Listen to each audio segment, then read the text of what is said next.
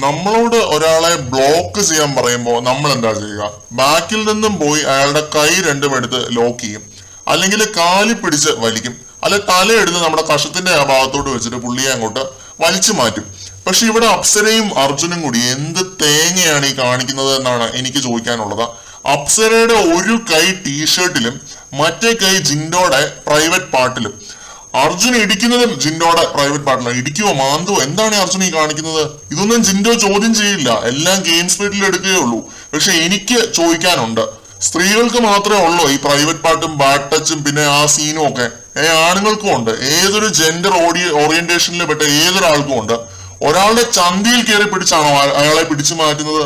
കയ്യിലും കാലിലോ പിടിച്ചു മാറ്റാം, അല്ലെങ്കിൽ വേറെ എവിടെയെങ്കിലും പിടിച്ചു മാറ്റാം. അപ്സരയും അർജുനും ഗെയിം സ്പിരിറ്റിൽ ചെയ്തതാണ് എന്ന് പറയുന്നവരോട് അവരെന്ത് സ്പിരിറ്റിൽ ചെയ്തതാണെങ്കിലും ഇതൊക്കെ കാണേണ്ടത് നമ്മളല്ലേ?